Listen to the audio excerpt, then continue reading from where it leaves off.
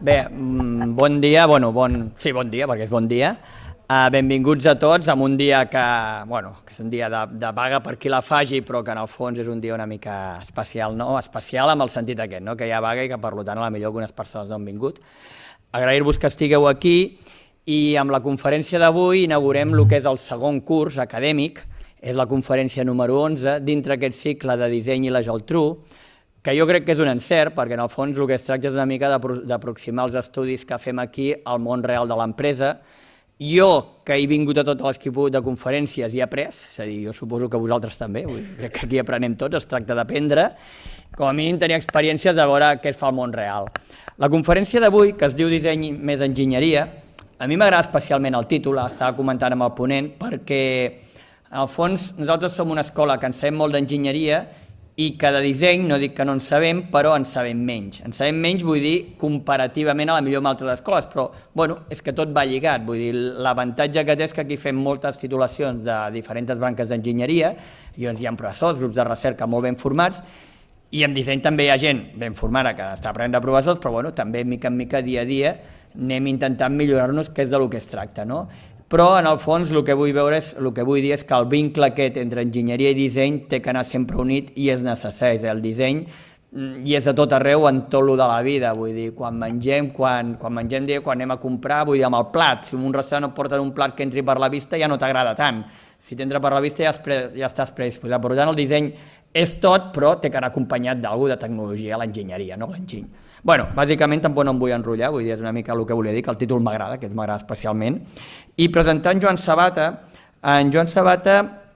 primer de tot donar la benvinguda i agrair-li que hagi acceptat la nostra invitació de venir a impartir aquesta conferència, i és des del 2002 director general i fundador de l'empresa Ànima Barcelona.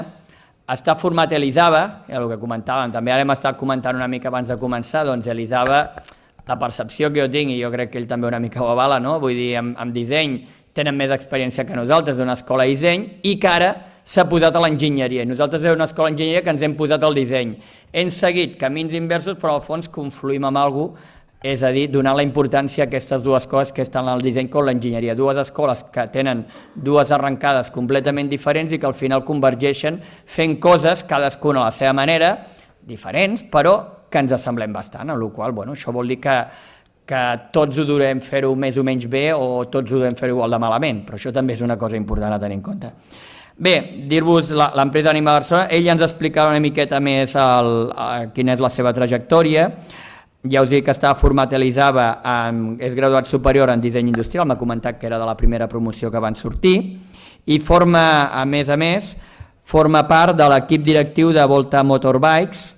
Bueno, jo he vist la foto aquesta de la moto, jo crec que millor que explicar-li el currículum que ho expliqui ell mateix i res, no li vull consumir el seu temps, baixaré baix com sempre per escoltar-lo amb molta atenció i segur que aprendrem molts i després ja farem preguntes per si queda alguna cosa a l'aire, no?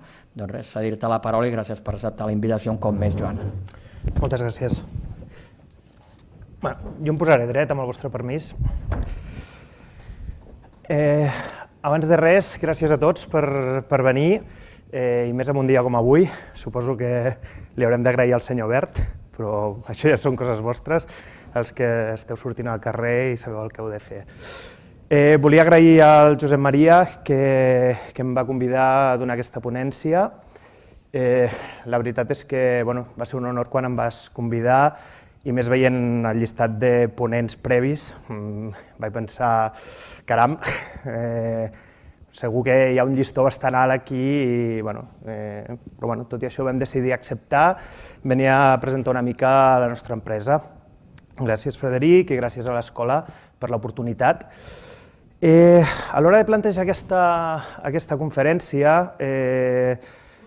parlant amb el Josep Maria, em va comentar, escolta, jo el que m'interessa és que ens vinguis a explicar la vostra història, una mica la vostra experiència dintre del món del disseny.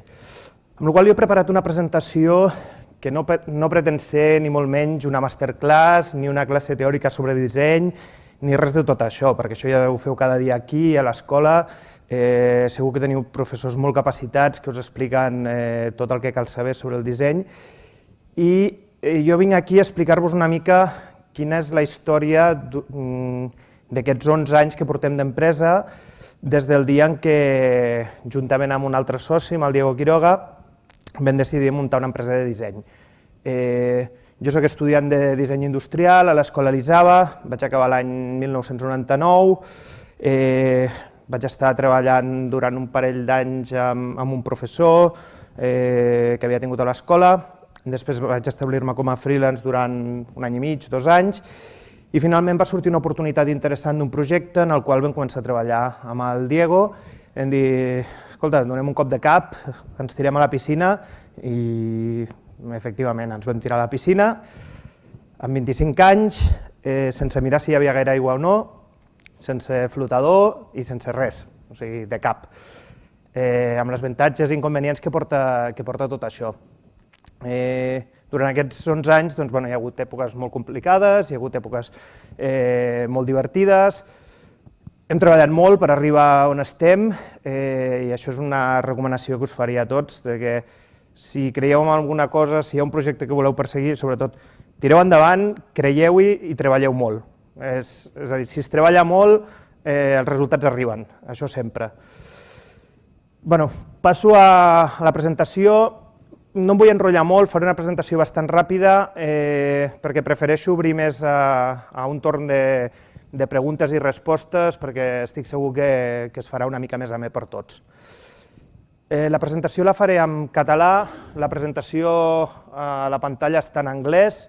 Si algú té algun dubte, si algú vol fer alguna pregunta, pareu-me quan vulgueu i tranquil·lament us responc o us explico alguna cosa que no quedi clara.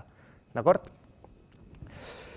Molt bé, doncs vaig explicar-vos una mica qui és Ànima Barcelona.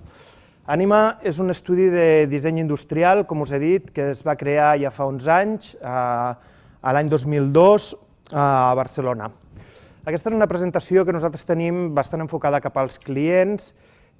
Com veieu, està en anglès, bàsicament perquè tenim una vocació bastant internacional i bastant d'exportació dels nostres serveis, però això en la primera diapositiva veieu que posem que som un estudi de disseny industrial, que som de Barcelona i veieu un skyline de Barcelona. Això no és per casualitat, sinó que Barcelona forma part molt important de la nostra empresa. Veieu ja des del primer moment que en el nostre logo a sota hi apareix la paraula Barcelona. Des del moment en què nosaltres vam començar a exportar serveis de disseny, el fet d'associar-nos a Barcelona sempre ens ha donat molt bons resultats. És a dir, nosaltres creiem en una sèrie de valors que exporta la ciutat a nivell internacional, com és la creativitat, com és la innovació, són factors molt ben valorats i de seguida, quan nosaltres sortíem a fora ens deien però d'on sou? I sempre la primera pregunta és d'on sou? Llavors, la resposta va ser ràpida. Nosaltres som de Barcelona i ho posem en el nostre logo, perquè de seguida la gent entengui què és el que venim a explicar i quins són els valors que pot trobar la nostra empresa. I què és el que fem? Bàsicament ajudem a les empreses a desenvolupar i posar al mercat productes innovadors. Aquesta és la feina principal que entenem nosaltres que ha de fer un dissenyador industrial. És a dir, donar solucions a les empreses que tinguin necessitat de posar productes al mercat. Molt bé, us explicarem una mica més detalladament els serveis o per tenir una visió global que després anirem desglossant a poc de què és el que fem nosaltres. Doncs nosaltres oferim serveis relacionats amb tot allò que tingui a veure amb el disseny. És a dir, aquí veieu destacat disseny. Disseny és el nostre core business, és allò que hem començat a fer des del principi a la nostra empresa, però amb els anys, a poc, ens hem adonat que hem hagut d'anar omplint tot aquest servei de disseny d'altres serveis al voltant que ens ajudin a presentar millor tot el nostre paquet de serveis. Què ens havíem trobat nosaltres a l'inici?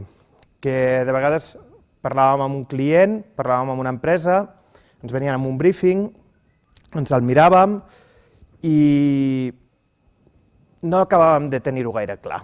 No acabàvem d'estar massa d'acord amb la proposta que l'empresa ens feia. Em refereixo a que potser venia una empresa, vull desenvolupar un producte determinat i crec que el camí és aquest i aquest. I moltes vegades nosaltres qüestionàvem això. Llavors, a poc, a base de qüestionar una mica tot això, ens vam adonar que potser seria interessant arribar al client una mica abans.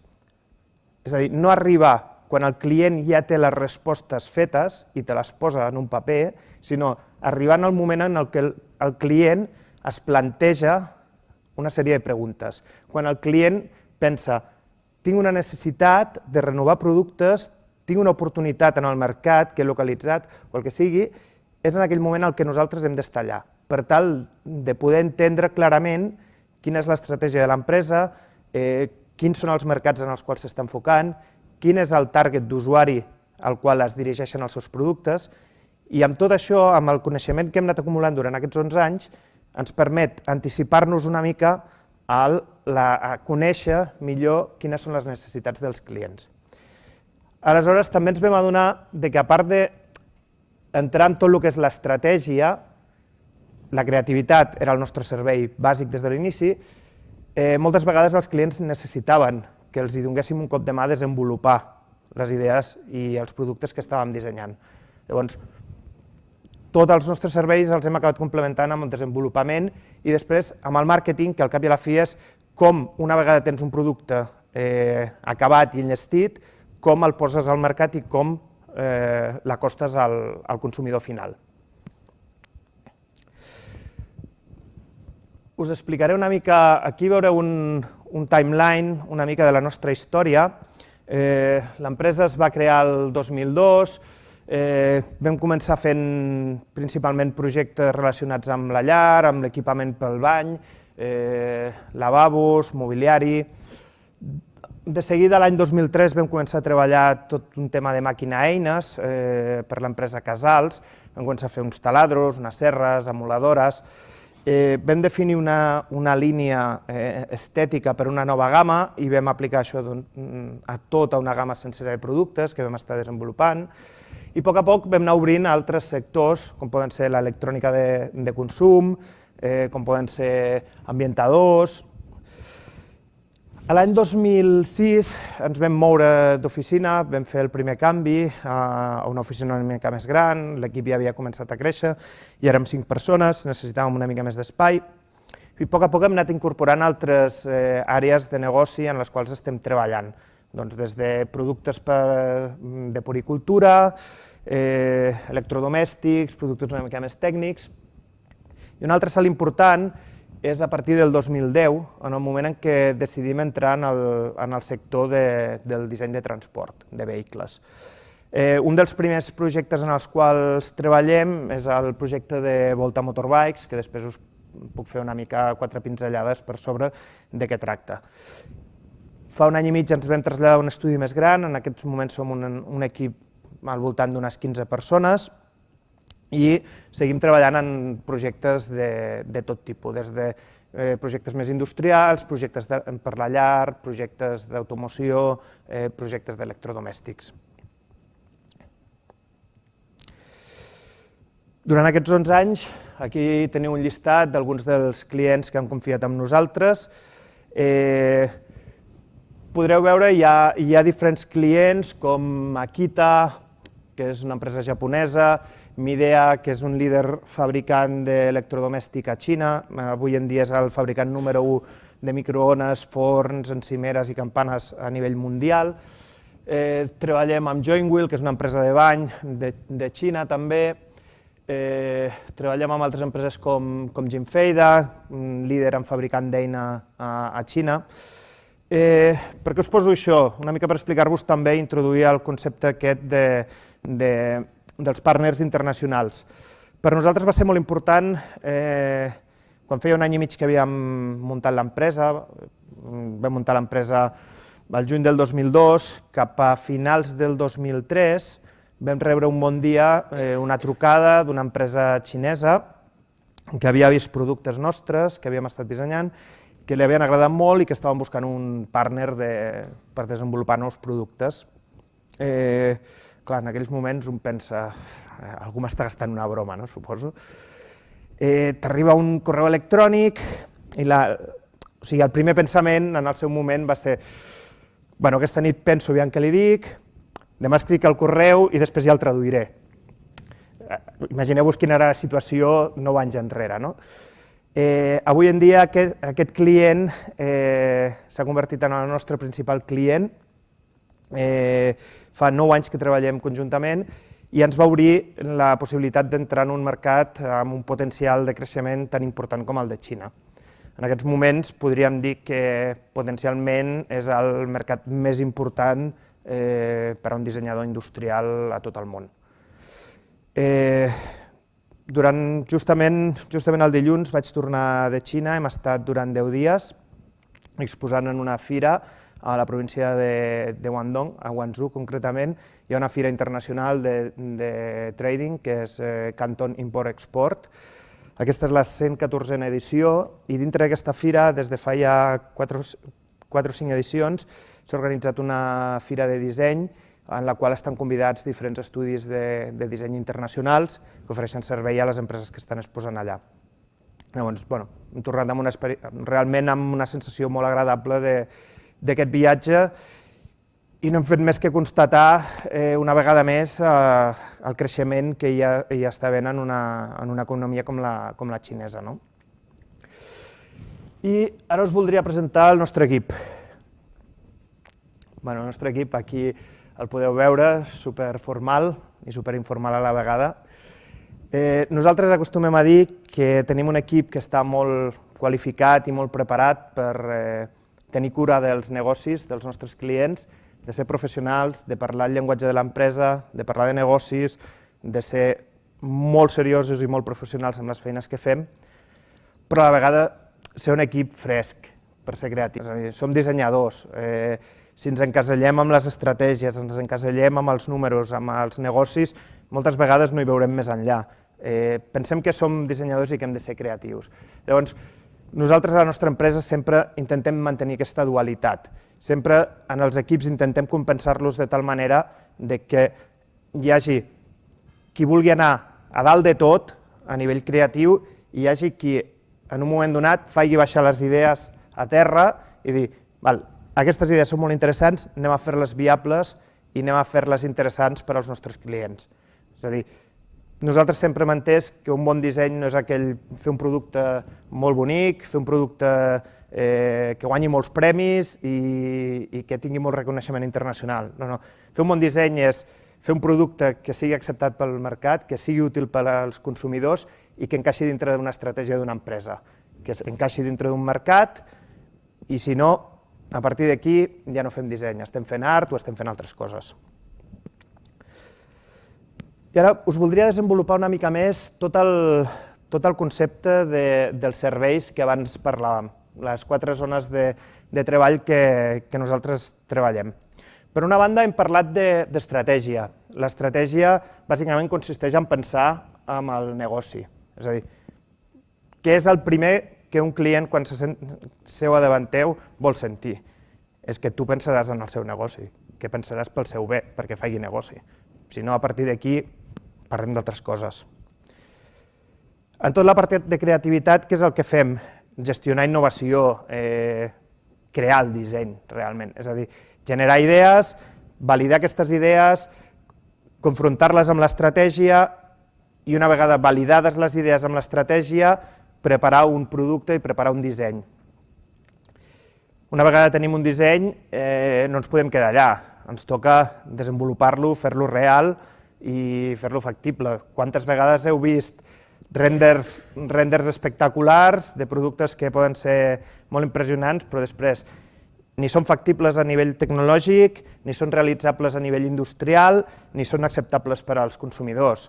La part de desenvolupament està íntimament lligada a l'enginyeria i a la industrialització. És a dir, agafem les idees, agafem el bon disseny, agafem tot allò que hem estat destil·lant durant tota la feina prèvia i convertim-ho en alguna cosa real. És a dir, si no és tecnològicament viable, si no serà un negoci i si l'usuari no acceptarà aquest producte, no anem enlloc. Llavors, fem el producte real. I finalment, entreguem-li, presentem-lo, posem-li una marca. És a dir, tenim cura de la marca del nostre client. Al final, en l'estratègia, Per això està pintat una mica com un cercle, perquè no és un procés lineal, sinó que un va endavant i endarrere contínuament. Quan un defineix l'estratègia, entre altres coses, estàs parlant de marca també, estàs parlant de posicionament, estàs parlant de com arribes al teu client, a través de quins canals, amb quina identitat visual. Llavors, tot això, per què ho fas? Bàsicament per tenir èxit al mercat. És a dir, algú inverteix en disseny per ser innovador, per tenir èxit en el mercat. Si no, no té raó de ser. Molt bé, detallem una mica més què és l'estratègia. Per nosaltres ho dividim en tres grans parts, que són la recerca, la innovació i la planificació. La recerca, com us he dit, una mica el que pretenem és entendre el consumidor i entendre el mercat, entendre les estratègies de l'empresa i poder localitzar oportunitats per col·locar el producte. La innovació és agafar tota aquesta recerca, sacsejar-la, pensar, generar idees i donar solucions que aportin valor al producte a partir d'aquesta recerca prèvia que hem fet. I la planificació és l'organització de tot un procés per aconseguir llançar un producte al mercat.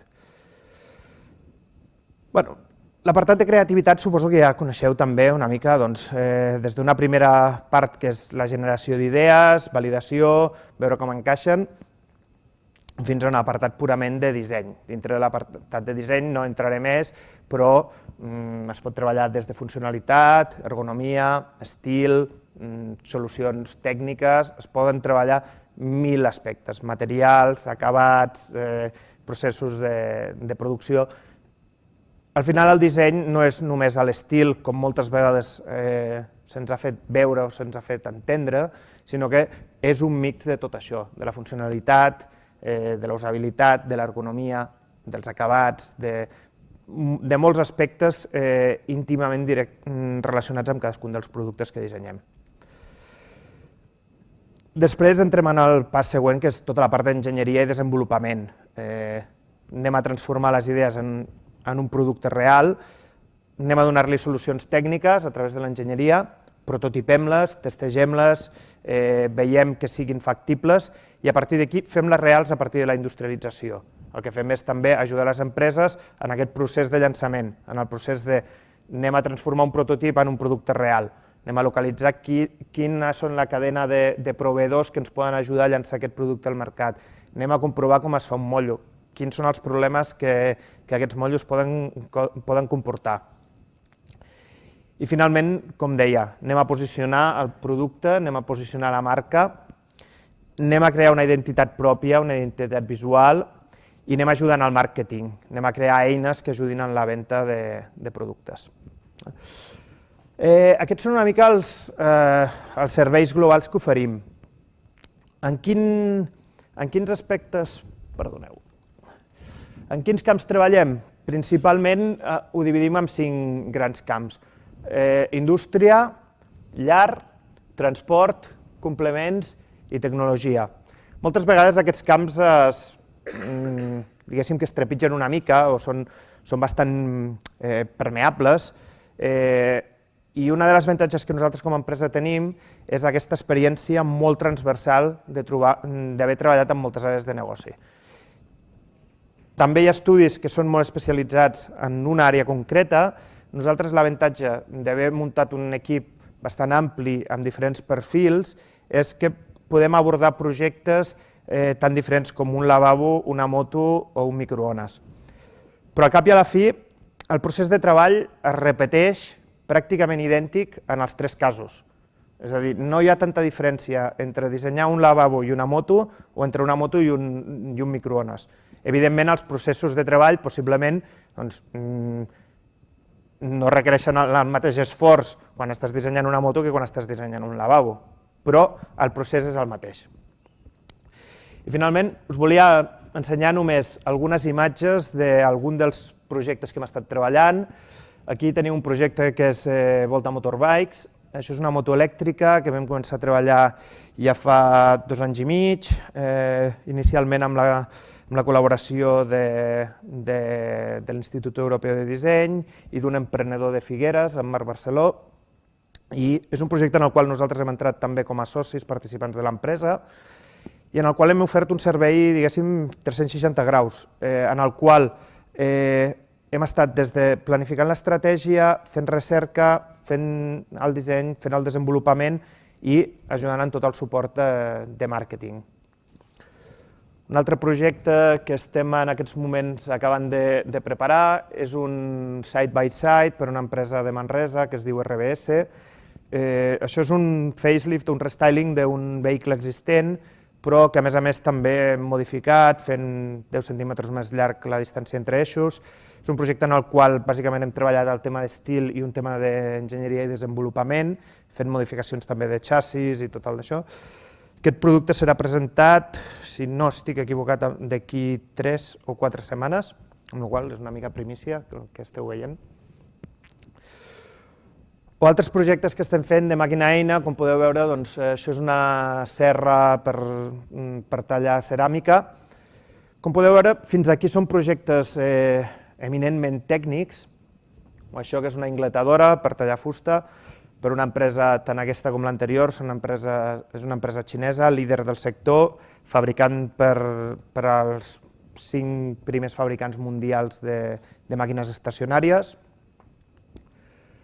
O aquí podeu veure una gamma de màquines portàtils amb bateries de liti per una altra empresa xinesa que es diu Sumec.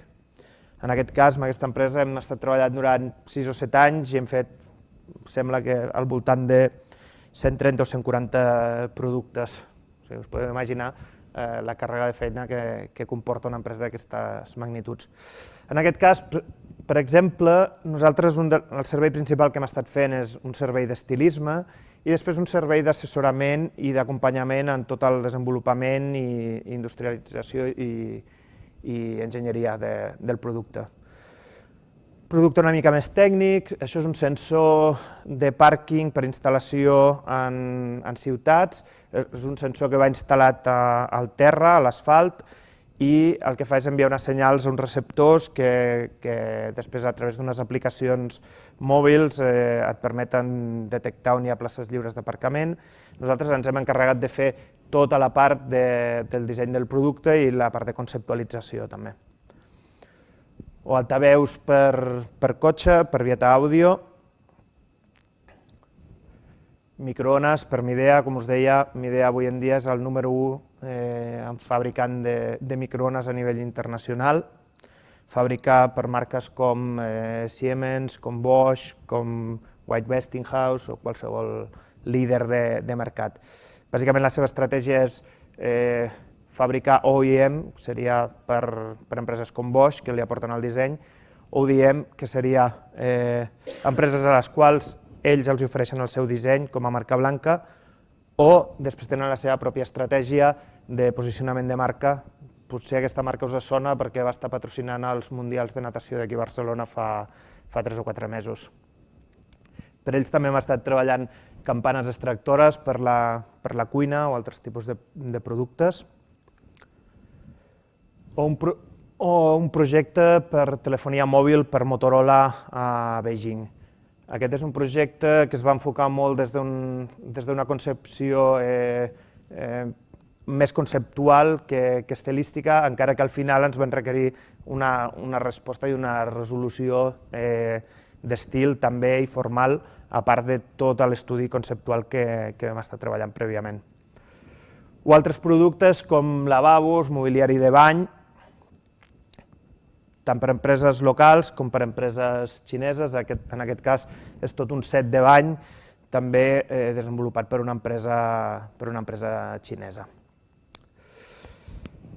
De moment, voldria deixar-ho aquí, perquè porto quasi bé, crec que 20 minuts d'explicació, i tampoc no vull que es faci molt llarg, i m'agradaria més obrir una mica a preguntes i respostes, conèixer una mica quines són les vostres inquietuds i poder-vos donar un cop de mà y assessorar-vos amb les inquietuds que pugueu tenir. Buenos días. Bueno, a mí me gustaría saber más o menos cómo es el día a día de un diseñador industrial en una empresa como la vuestra. Duro. O sea, ¿qué se hace? ¿En qué consiste? Más o menos un poco. A ver, dentro de una empresa de diseño industrial te puedes encontrar con muchos perfiles y con muchos escenarios diferentes cada día.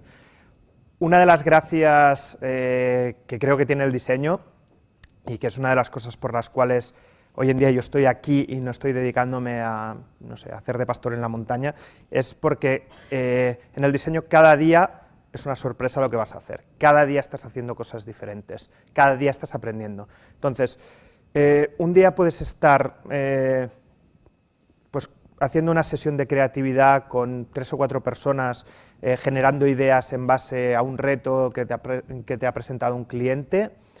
Otro día puedes estar bocetando, haciendo dibujos para trabajar estilos sobre un producto determinado.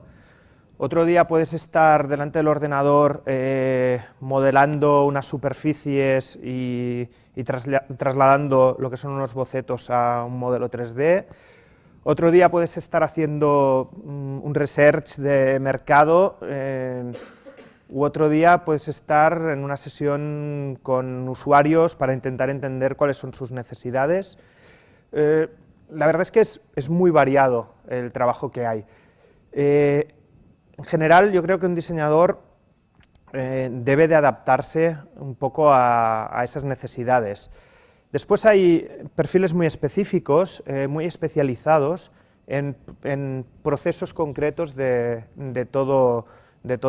todas estas fases de diseño.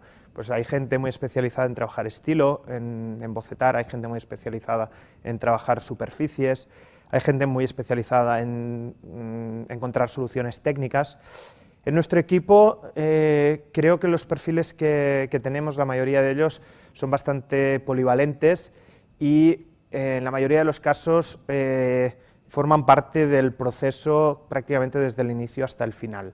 Con lo cual, nosotros una de las cosas que siempre intentamos buscar es esa capacidad de adaptación de las personas a diferentes escenarios. No sé si te queda más o menos. Molt bona pregunta i molt bona resposta. Gràcies. I una altra allà al darrere. Vale, ahora.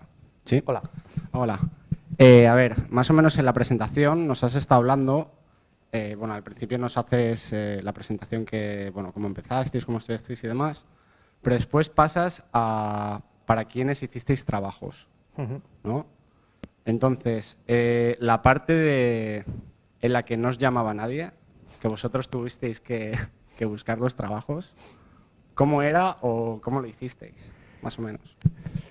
¿Cómo era? Como he dicho antes, dura, muy dura. A ver, como os he dicho, con 25 años empezar un proyecto de este estilo es muy complicado, básicamente por muchas cosas. Primero, no tienes experiencia, aunque tú creas que tienes mucha.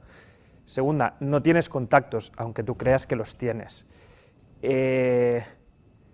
Tercera, no tienes un portfolio ni un currículum detrás, aunque tú creas que los tienes. Los proyectos de escuela ayudan un poco, pero no sirven.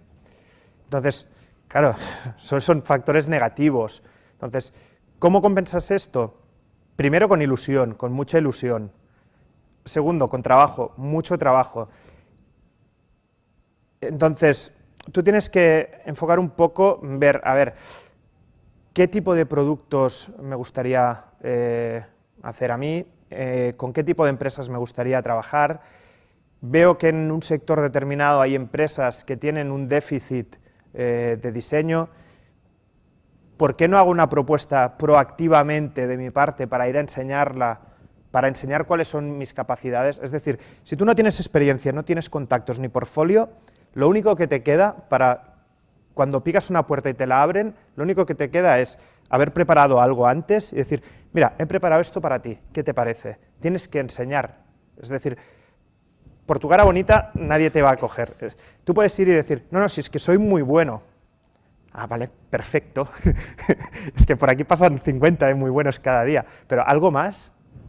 ¿Vale? Entonces, con ser muy bueno no te sirve, tienes que demostrarlo, tienes que enseñar qué es lo que puedes hacer. Y como yo siempre digo, o sea, el movimiento se demuestra andando y el trabajo se tiene que hacer así. Nosotros en nuestro inicio nos tocó picar mucha piedra, ir a buscar sectores determinados que creíamos que eran interesantes, productos en los cuales nos podíamos sentir cómodos y preparar propuestas proactivas por nuestra parte. Entonces, si tú esas primeras veces haces bien ese trabajo, después las cosas vienen rodadas. Yo te diré, en nuestra empresa, realmente la tarea comercial que hemos estado haciendo durante 11 años tampoco ha sido excesiva. Si tú haces bien el trabajo, o sea, tu trabajo se ve en muchos sitios y al final hay gente que está interesada en lo que estás haciendo.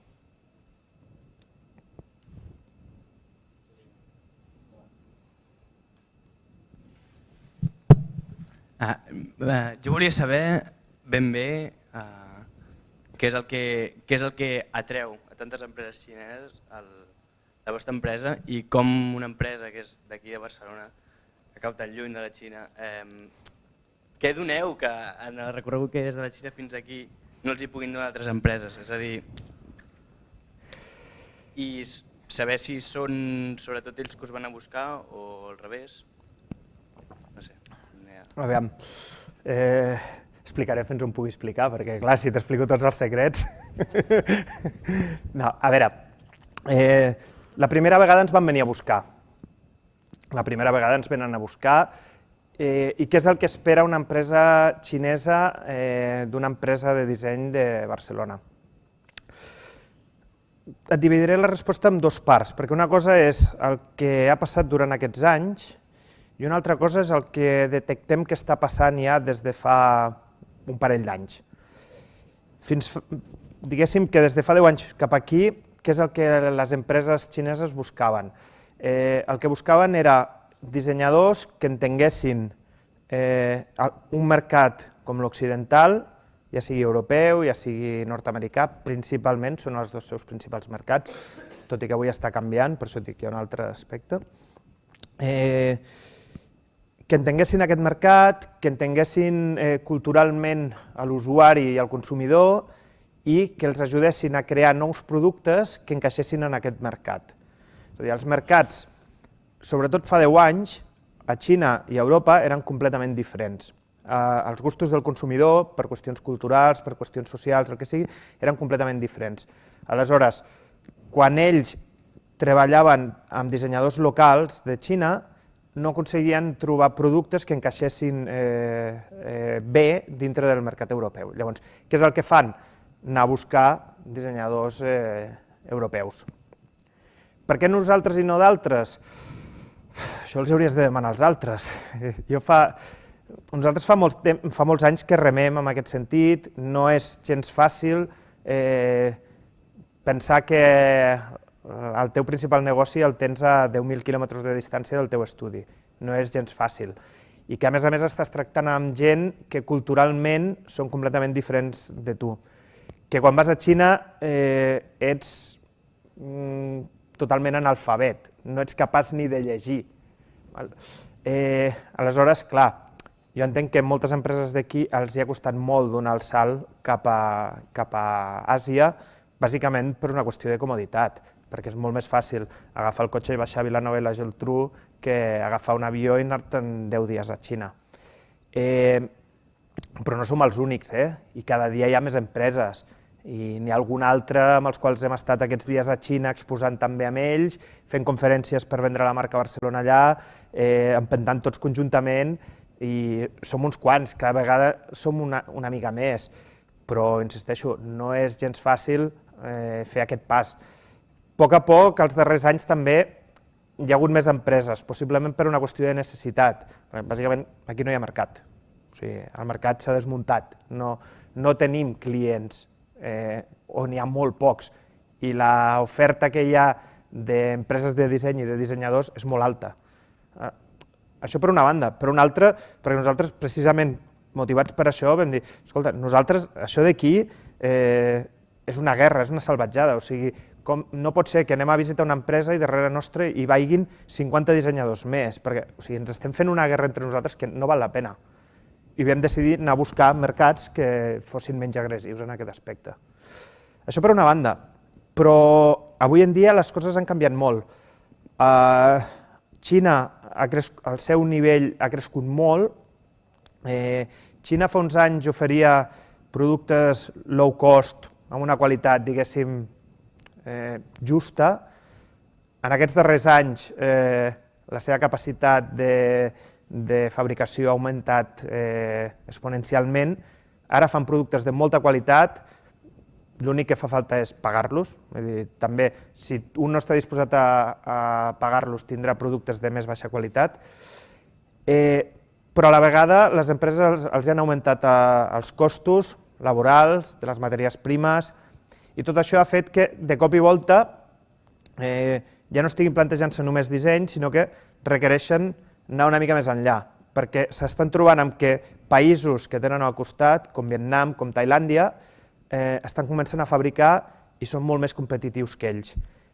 Llavors, a la vegada, aquest creixement de costos ha fet que també hi hagi una classe mitjana emergent, molt potent, amb molts diners, que està consumint cada vegada més i més. Llavors, hi ha moltes empreses que només s'estaven enfocant a export, que ara el que estan fent és començar a plantejar-se els seus mercats domèstics.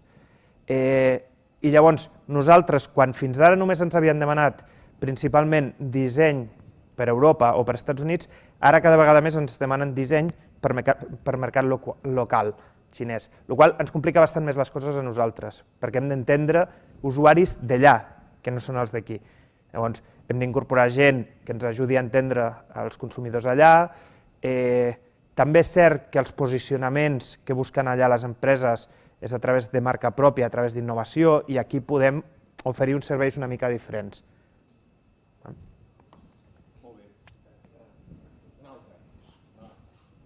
Ja ho has mig comentat a la presentació i tot, però jo volia preguntar si tot el tema de l'aplicació gràfica, o sigui, el que és més la banda del disseny gràfic dins de l'empresa, dins dels productes, que és el tema dels botons, tot el que és més la part gràfica, també teniu un departament especialitzat dins d'Ànima o deriveu en sectors de fora o us n'encarregueu vosaltres? Depèn una mica dels projectes. En aquests moments tenim un dissenyador gràfic en plantilla, col·laborem amb alguns freelance i en alguns casos amb empreses dedicades a branding i identitat visual. Depèn dels tipus de projectes, ens en fem càrrec nosaltres directament, i en projectes més grans preferim treballar en col·laboració amb altres empreses. El mateix passa amb aspectes com l'enginyeria o amb aspectes com la recerca. Nosaltres tenim equips especialitzats a dins per fer front a algun tipus de projectes, però llavors el que hem fet durant aquests anys és teixir una xarxa de contactes i d'empreses amb les quals col·laborem molt activament en el desenvolupament de projectes. Què és el que fem nosaltres? Gestionar i coordinar tot el projecte quan hi ha empreses de fora. És a dir, si en un projecte d'automoció nosaltres requerim incorporar 3 o 4 enginyers en plantilla, de vegades és més interessant treballar amb una empresa externa que t'ofereixi aquests serveis d'enginyeria i l'únic que tu fas és coordinar i gestionar el projecte. Molt bé. Una altra pregunta, la Núria.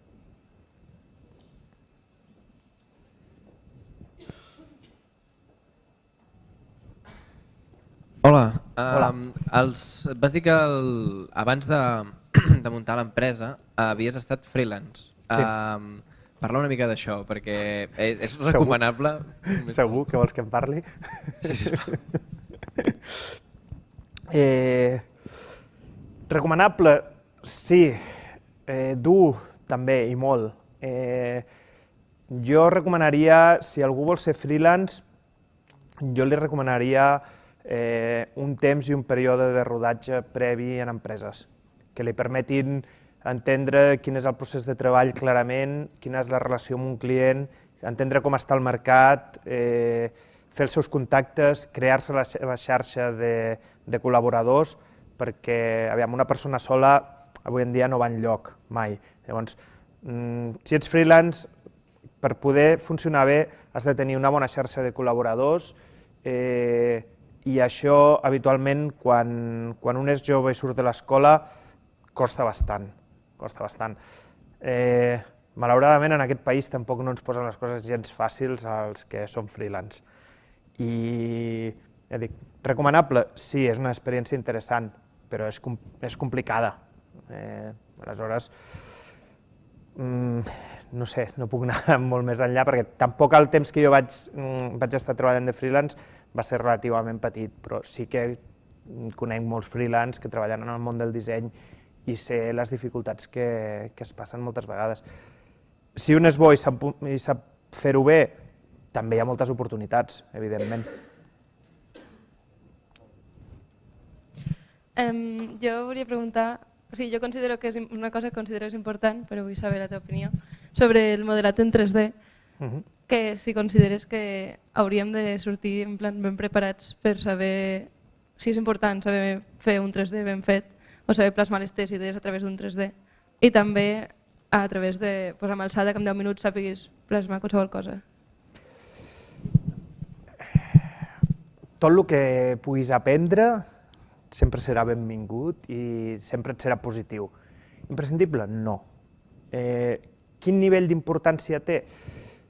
Saber fer 3D és una eina.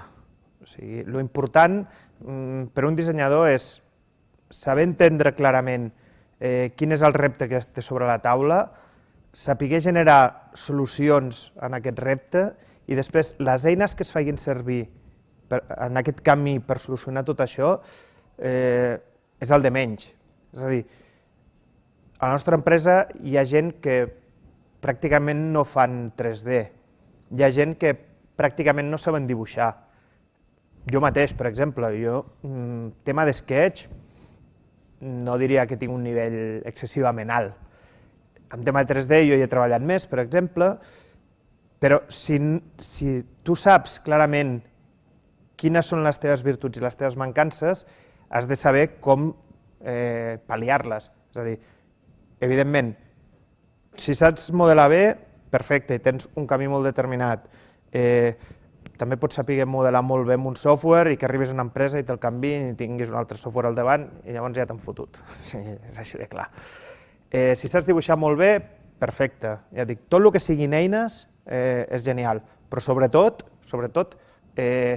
capacitat crítica, capacitat d'anàlisi, d'entendre què és el que està demanant una empresa, entendre què és el que la gent i l'usuari està demanant, entendre què és el que passa al teu voltant, quines són les tendències que hi ha, les tecnologies que apareixen, estar al dia, llegir molt, informar-se, tot això és bàsic per al desenvolupament d'un dissenyador. Després tot el que més són eines que pots anar-les aprenent sobre la marxa durant la teva vida professional, inclús. Queda alguna altra pregunta? Aquí baix hi ha una altra pregunta. Aquí n'hi ha una altra. Una altra? Avui sí que preguntem, Una altra? Bueno, ja m'agrada. Molt bé. Ja m'agrada. Cap problema, escolta'm. Jo tenia preguntes i no les puc fer, però bueno, ja està bé. Endavant. Qui té el micro ahora? A mí me gustaría saber hasta qué punto, como diseñador, desarrollando proyectos que vienen dados por empresas, uno puede dar su toque personal o en la vida real, en los proyectos. ¿Cuál es el grado de implicación que tiene el diseñador? Tema complicado, tema complejo y que si nos pusiéramos unos cuantos diseñadores aquí seguro que tendríamos elemento de discusión para horas. Yo te voy a dar mi punto de vista y qué es lo que yo considero. A mí me asusta mucho el diseño de autor. Creo que el diseño de autor ha hecho mucho daño al mundo del diseño en este país durante muchos años. Por eso te digo, seguro que si tuviésemos aquí una serie de diseñadores me discutirían y rebatirían completamente este argumento. El toque personal, evidentemente, todos lo ponemos. Estoy seguro que si miras todos los proyectos de Anima, la mayoría respiran cierto aire similar, con sus diferencias, porque no es lo mismo estar hablando de un proyecto industrial o de un producto para el hogar, que requiere lenguajes diferentes, pero sí que hay una serie de aspectos que cada diseñador los cuida más. Uno puede estar trabajando más temas formales, otro puede cuidar más temas de materiales, temas de acabados, de colores, de texturas, otro pues trabajará mucho más los toques funcionales, y eso se acaba notando. Dentro de nuestro equipo, dependiendo de quién trabaja los proyectos, pues sabes que acabarán yendo hacia un lado o hacia otro. Por eso a la hora de asignar proyectos muchas veces también se tiene en cuenta esto. Entonces, evidentemente el toque personal está ahí. Creo que como diseñadores nuestra obligación es darle la importancia justa a ese toque personal. Pensemos que el objeto del trabajo que estamos haciendo es una empresa que te está encargando un trabajo y un producto que acabará en las manos de un consumidor, de un usuario. No somos artistas que estamos haciendo productos, sino que somos diseñadores que un poco nuestra función es ayudar a las empresas a que ese producto funcione en el mercado. Entonces, a veces se puede llegar a cometer el error de querer personalizar demasiado, asimilar demasiado ese producto a una persona, a nuestro estilo, y olvidarnos un poco de lo que realmente la estrategia de la empresa o el mercado está pidiendo. Entonces, sí, pero con reservas. Sí? Val. Hola. Bueno, la meva pregunta era que sempre dissenyeu per a empreses o també heu fet mai algun disseny perquè us ha vingut alguna idea bona i vaig desenvolupar-la?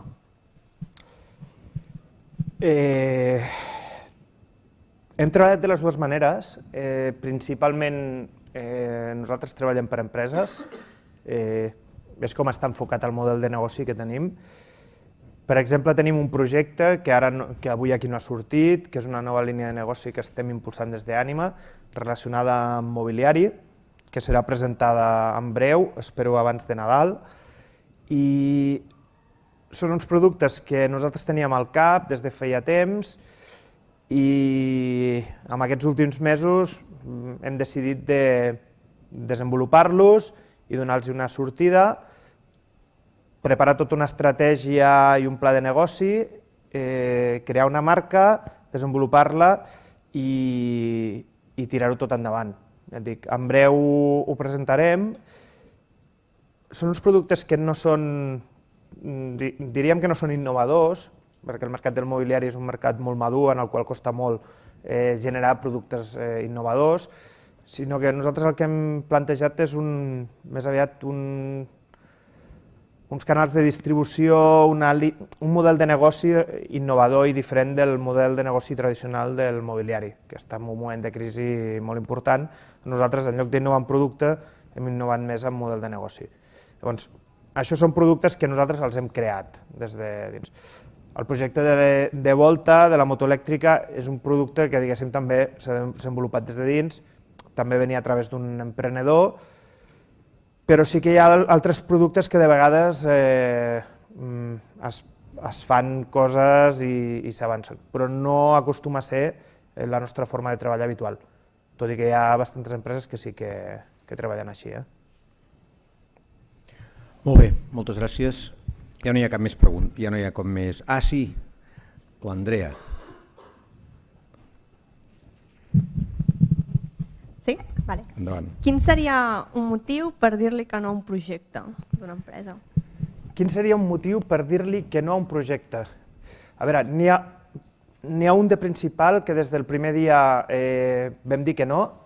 Des d'Ànima, el nostre codi ho vam deixar marcat, és qualsevol projecte armamentístic estem completament en contra de treballar-hi, per molts diners que pugui aportar, i projectes que èticament puguin ser reprovables.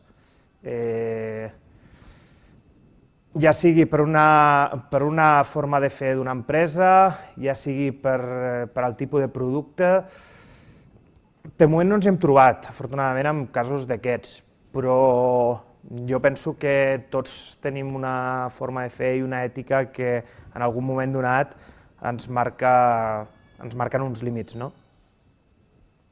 Sembla que estan tocant l'hora d'acabar. Ha començat la invasió. Alguna altra pregunta? En tenies unes quantes aquí. Sí, però ja no... Endavant. Tú ya repites, ¿eh? Sí. No sé cómo lo ves esto. Hay que aprovechar ya. Muy bien. A ver, quería saber qué flujo de trabajo tenéis. Bueno, qué flujo y... O sea, si os llegan muchas ofertas, si tenéis épocas en blanco, si los proyectos los masticáis mucho, tenéis un periodo muy cerrado para entregarlos, como norma general, o sea, no...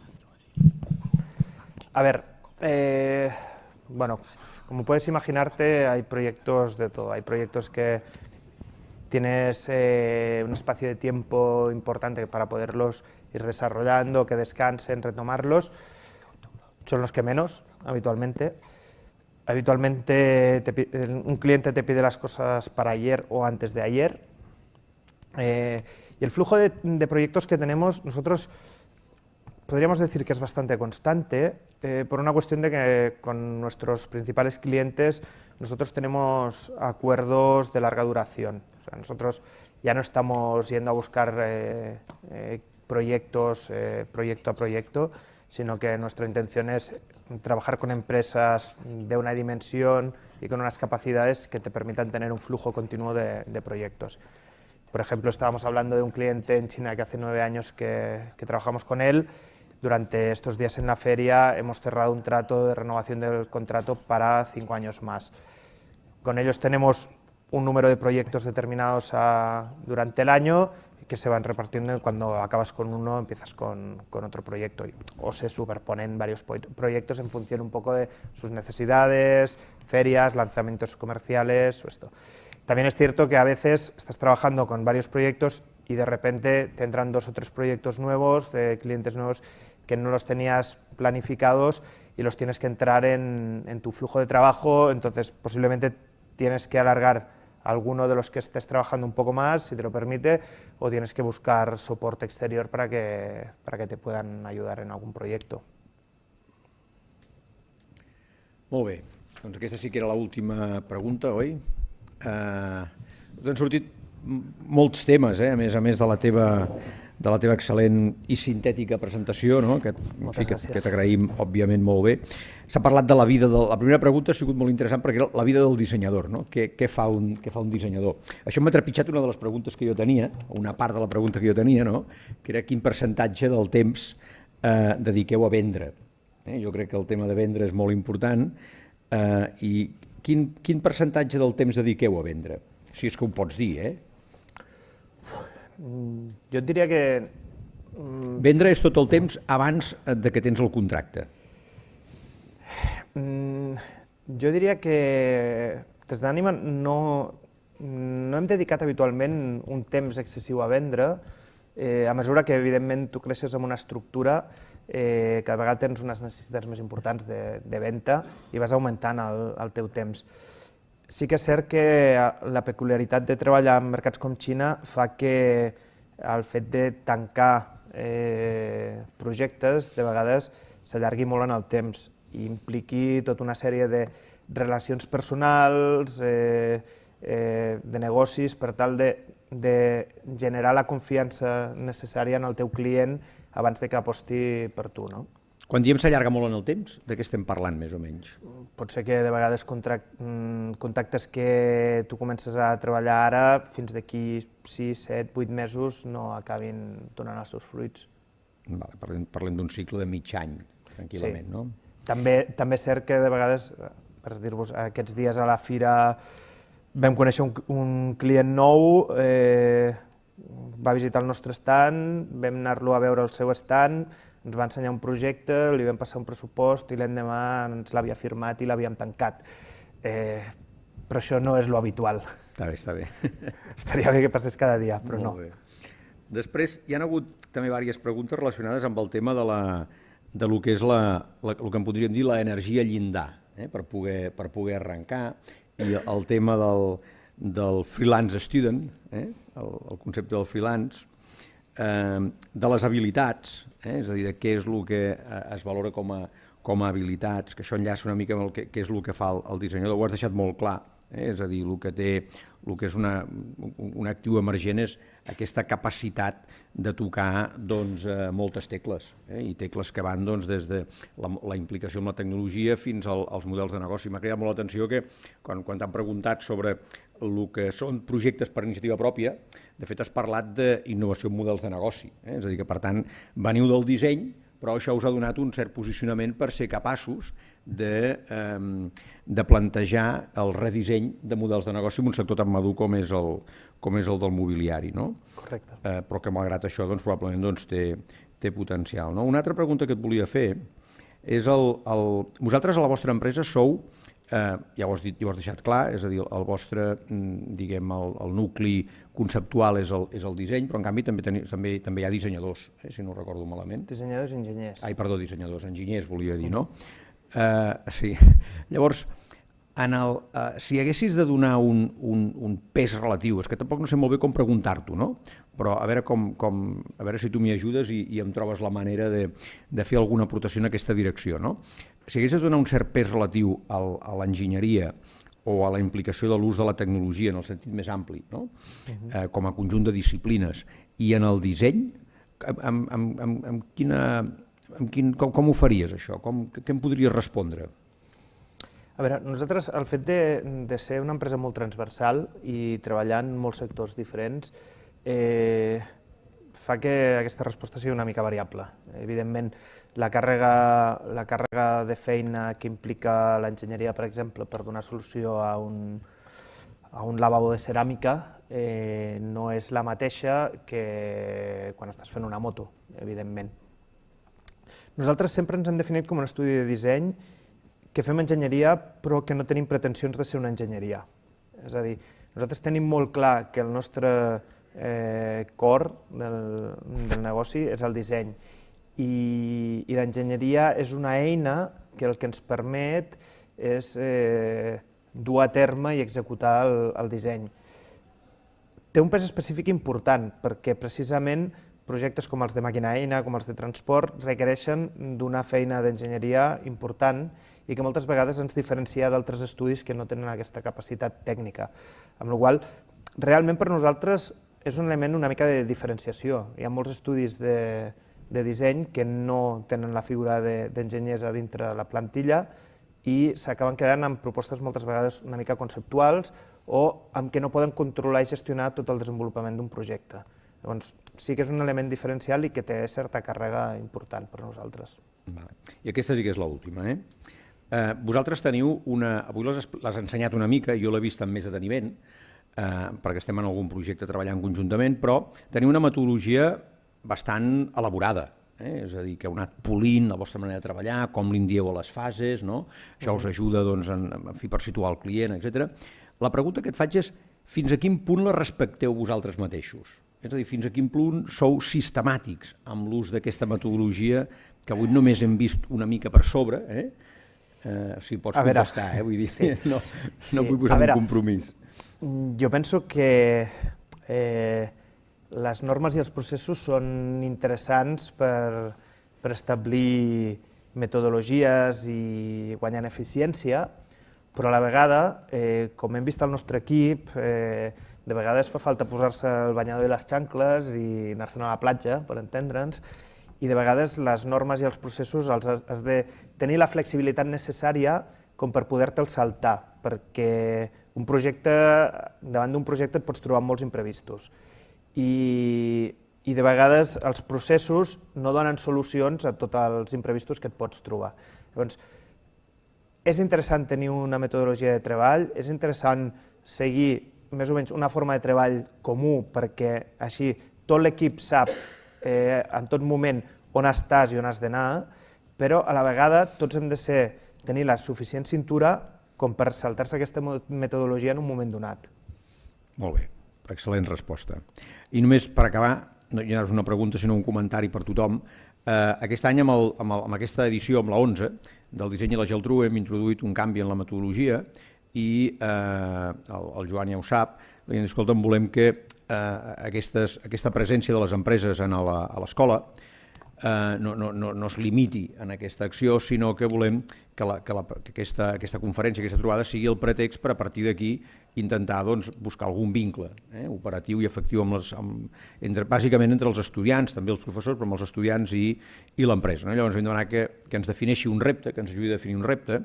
També nosaltres tenim alguna proposta i llavors hi ha un grup del cinquè semestre, és a dir, tercer curs, que ara es quedarà després també amb una mena de petit pica-pica que fem aquí de dinar fred, entre uns quants professors i uns quants estudiants, i per tant tots els que esteu aquí sapigueu que ho estrenem ara, però la idea és que cada vegada que tinguem un disseny a la Geltrú, quan tinguem el 12, com que els anticipem amb temps, aneu pensant de quina manera us intenteu apropar a l'empresa i entendre el que fan i entendre quin és el seu estil, estudiar la informació que hi ha disponible, que és molta, a les pàgines web, etc. I amb això mantenim un vincle, és a dir, obrim un vincle, mantenim un vincle i, com molt bé el Joan ha explicat, el recorregut i la vida i com comença un professional en el món del disseny té moltes opcions i en moltes maneres, però sens dubte passa per intentar espavilar-se i aprofitar les oportunitats per, amb la gent que ja està treballant, veure de quina manera els pots ajudar, de quina manera t'hi pots posar i a partir d'aquí començar a obrir el teu propi camí. El camí no està escrit enlloc. Nosaltres intentem ser, en els estudis i en la carrera, molt explícits en aquest tema, i jo penso que tots els que venen aquí en aquesta tribuna i expliquen el que fan, encaixa amb moltes de les coses que fem a la carrera i amb una part almenys segur del nostre discurs, segur que després hi ha dèficits i mancances, com a tot arreu, però sobretot és important que aprofiteu aquesta ocasió per començar a obrir aquests canals i aquests vincles. Moltes gràcies, Joan, i ara li passo la paraula al director perquè pugui concloure l'acte.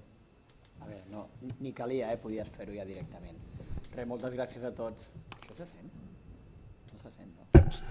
Sí, n'hi ha uns quants que funcionen. Bueno, doncs és igual. Doncs bé, res, agrair-vos a tots l'assistència i emplaçar-vos, com ha dit el Josep Maria, al pròxim disseny i la Geltrú, que com tots estan molt profitós i anar corrents cap a fora, que veig que ha tocat les gralles. I res, i gràcies al Joan i també que pugui veure un castell dels que fan estudiants d'aquí, que crec que també és una cosa pròpia que tenim i que també el disseny també influencia en tot això, perquè tots fem pinya junts aixecant una gran torre. Doncs res, sortim corrents cap a fora a veure si arribem a temps. Moltes gràcies.